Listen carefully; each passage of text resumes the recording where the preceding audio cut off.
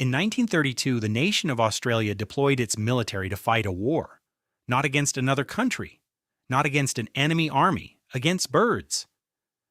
Specifically, 20,000 flightless birds that had decided to eat their way through the country's wheat fields. The army brought machine guns. The birds won. After World War I, the Australian government gave land to thousands of returning soldiers so they could become farmers. The idea was simple. These men fought for their country, now they'll grow wheat for it. Beautiful plan. The problem? They were given land in Western Australia, specifically the edge of the emu migration route. Every year after breeding season, around 20,000 emus would migrate inland from the coast, and normally they'd pass through scrubland and eat whatever the scrubland had to offer. But now, that scrubland had been turned into wheat fields, fields full of delicious, easy-to-reach wheat. And emus, as it turns out, love wheat. The emus didn't just eat the crops, they trampled them, tore down fences, and let their emu friends through the gaps. By 1932, farmers were losing entire harvests. The farmers tried everything. Fences didn't work, emus are 6 feet tall and built like feathered battering rams. Shooting them individually didn't work. There were 20,000 of them. So the farmers went to the government and asked for help. And the government, in its infinite wisdom, said, "What if we send the army?" In November 1932, Major G.P.W. Meredith of the Royal Australian Artillery was dispatched to the Campion district with 2 soldiers, 2 Lewis machine guns, and 10,000 rounds of ammunition. Their mission?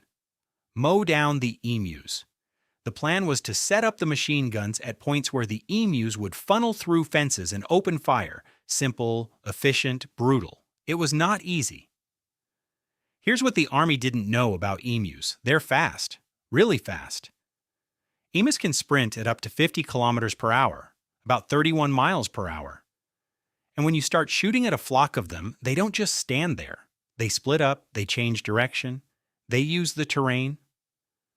Major Meredith reportedly said, and I want to emphasize that this is a real quote from a real military officer about real birds, "If we had a military division with the bullet-carrying capacity of these birds, it would face any army in the world." He said this about emus. The birds. After the initial failure, Meredith regrouped. He decided to try an ambush. The plan? Wait for the emus to gather at a local watering hole, then open fire with both machine guns at once. A kill zone. Can't miss. They waited. The emus gathered. 50 of them, right in the kill zone. The soldiers opened fire. The machine gun jammed after just 12 birds were killed. 12 out of 20,000. The rest scattered into the scrub and were gone. Meredith tried again. And again.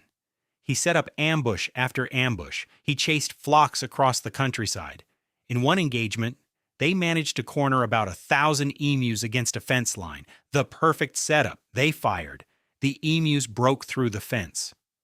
Let me say that again. The emus broke through the fence and escaped. After a week of this, Meredith's unit had used roughly 2,500 rounds of ammunition and killed somewhere between 50 and 200 emus. By the most generous count, that's a kill rate of about 1 bird per 12 bullets. By the least generous, it's 1 per 50. Back in Canberra, the politicians were not impressed.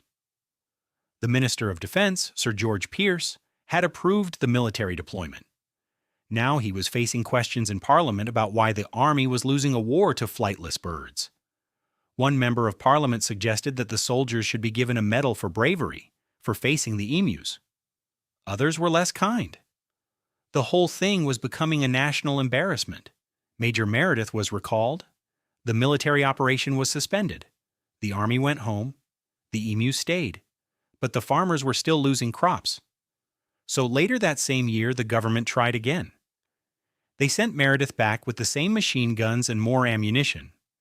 The second campaign went slightly better, by which I mean they killed about 900 to 1,000 emus over the course of several weeks, using almost 10,000 rounds of ammunition.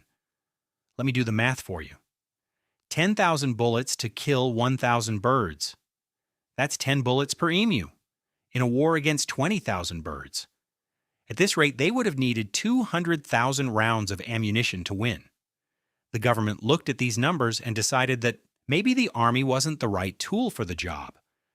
After the military gave up, the Australian government switched to a bounty system, paying farmers for each emu they killed. Over the next decade, about 284,000 emus were killed by farmers using rifles and traps. The bounty system actually worked.